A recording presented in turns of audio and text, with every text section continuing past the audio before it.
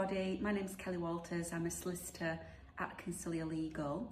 I'm joined today with Director Laura Clapton, founder of Consilia Legal.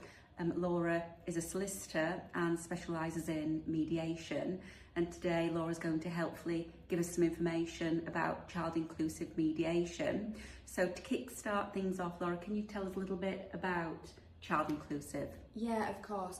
So child inclusive mediation is it falls within the traditional mediation in the sense of the mediation takes place between the parents, as any mediation would, but the child inclusive element is that opportunity for the child to meet with me as the mediator, separate from the parents, and the process ultimately involves me inviting that child to come and speak with me, as I say, independently from the parents, and to give views on arrangements that are currently happening and any future arrangements in a safe space. So the child inclusive element in a nutshell is the child directly speaking with the mediator.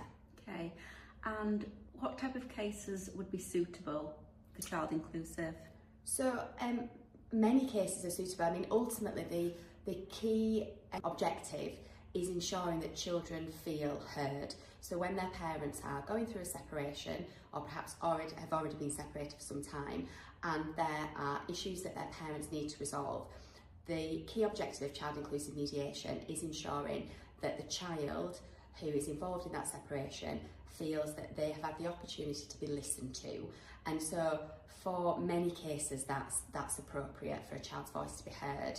And in terms of the types of discussions, you know, that could be discussions around where the child lives, how much time they spend with each parent, whether there's going to be a change of school or relocation.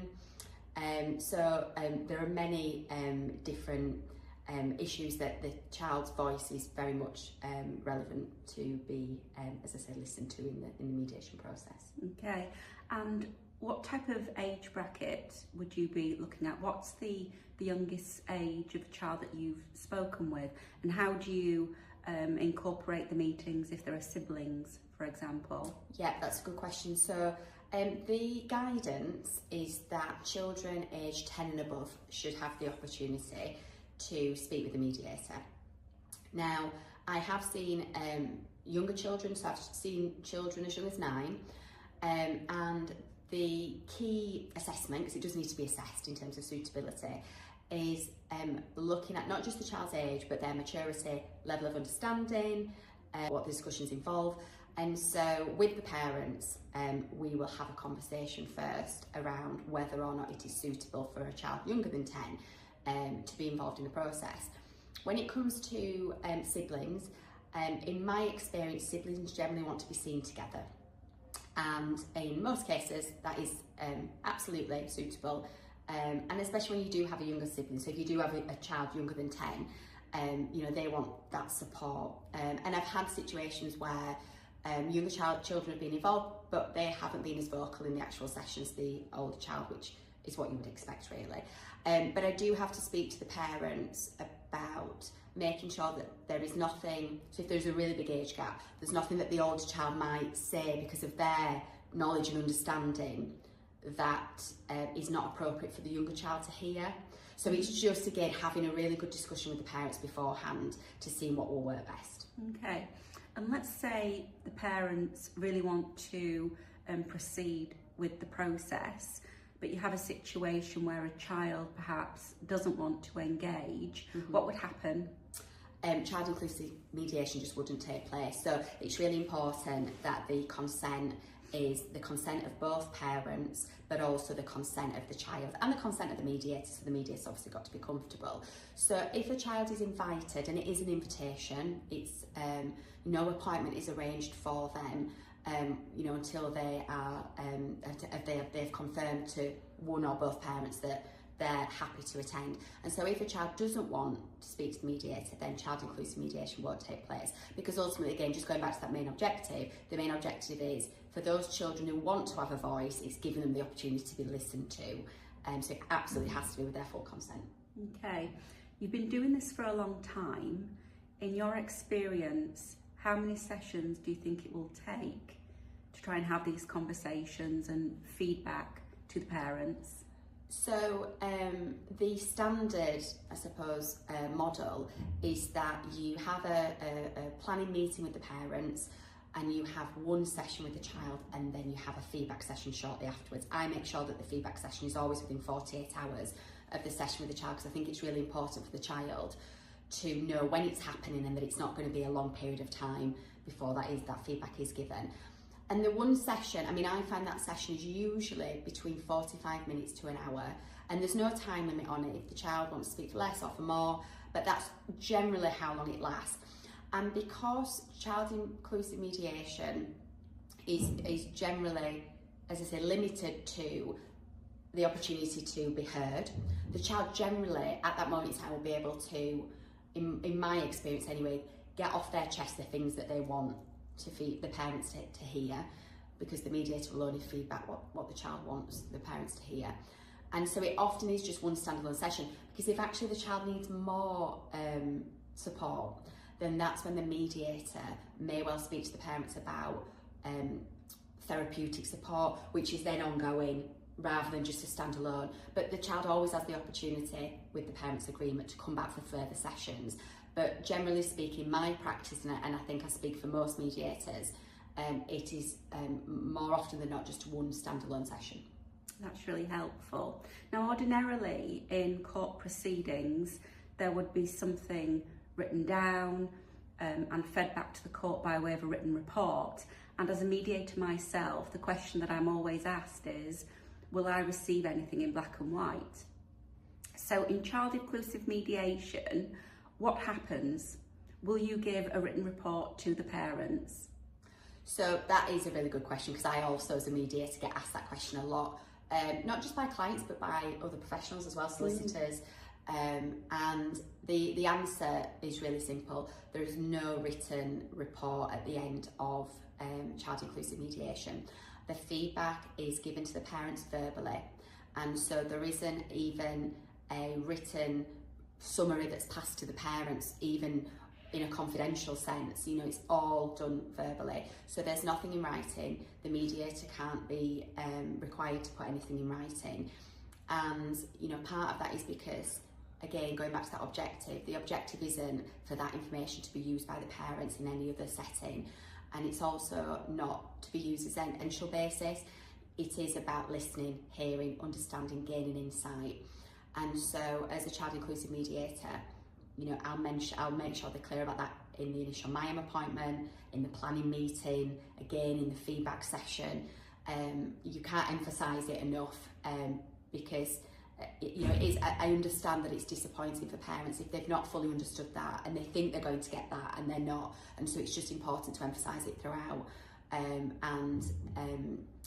just ensure that the child's confidentiality is respected. Mm-hmm.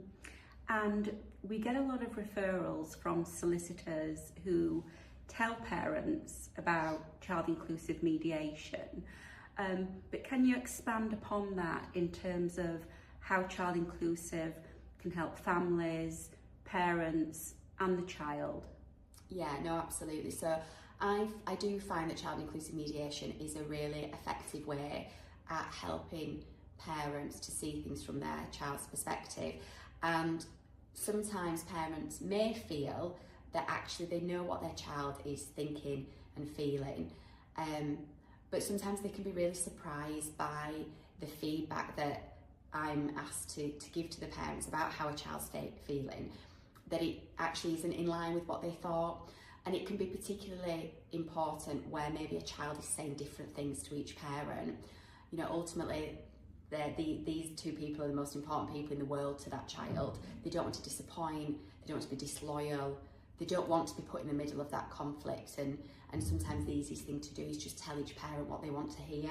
And so having the opportunity to speak to somebody objective who's actually saying, look, your parents really do want to hear what you've got to say, they're still going to make the decisions, you're not being put in the middle of it, but your views and ideas and thoughts and feelings are so important that they don't want to go through this process without giving you that opportunity. And so it can be really empowering for children, it can be really insightful for the parents, because as I said, there can be information shared that actually they weren't aware of, and then it can help the parents in their decision making, especially if they feel like they've got a bit stuck and a bit of an impasse.